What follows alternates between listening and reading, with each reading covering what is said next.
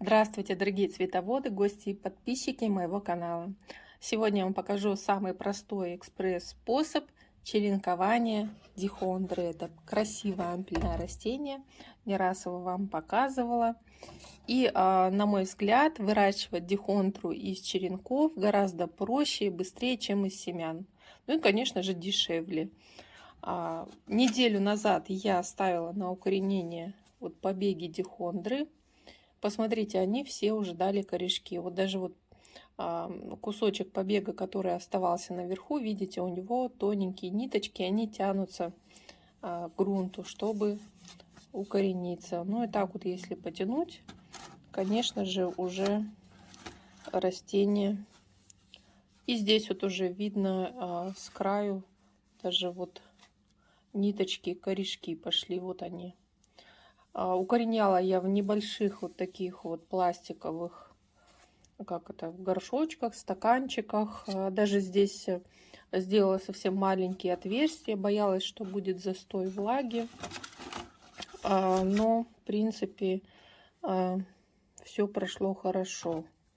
Здесь тоже уже видно, что если потянуть побег, то он уже прирос к земле. И вижу, что вот кончики побегов тоже начали расти. У меня здесь в тепличке еще есть место для пары стаканчиков, поэтому я еще пару растений посажу на укоренение. Можно укоренять хоть сколько, если у вас достаточно материала для черенкования. Обязательно вам потребуется тепличка.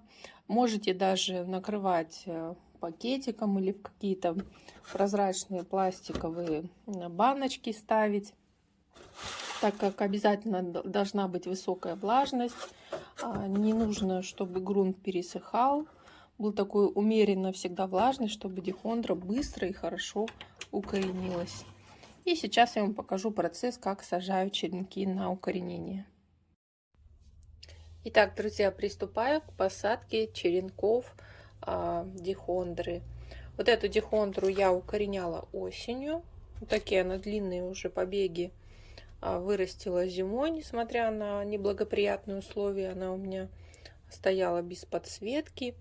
И беру достаточно длинный побег, сантиметров даже 20. Вот такие листики на черешках длинненьких.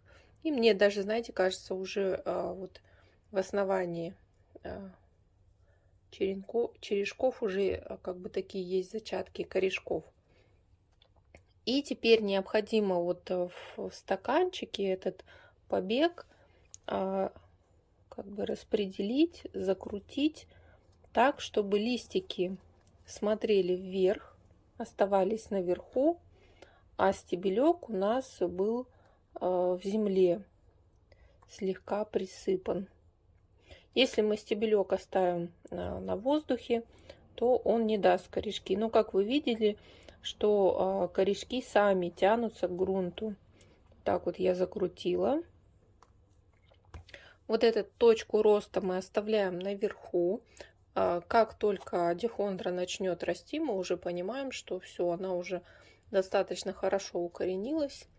И можно ее уже сажать в более питательный грунт. Земля у меня здесь просто торф и перлит. То есть никакой питательной добавки нет. И я слегка присыпаю стебель субстратом. Листики стараемся, чтобы они остались наверху, чтобы их не засыпать. Конечно, они сейчас могут как бы так лежать, но потом они сами распрямятся и потянутся вверх. Вот, ну, примерно вот в таком состоянии. Присыпали стебель, прижали. И теперь я не поливаю, а хорошо опрыскиваю. Вот. Сейчас не нужно, чтобы грунт был слишком влажный, то есть не мокрый. В нем был воздух, но в то же время было достаточно влаги, чтобы растение укоренилось. То Поэтому опрыскиваю, приподнимаю листики. И после вот такие посаженные черенки помещаю в тепличку. И через неделю уже мы видим результат укоренения дихондры.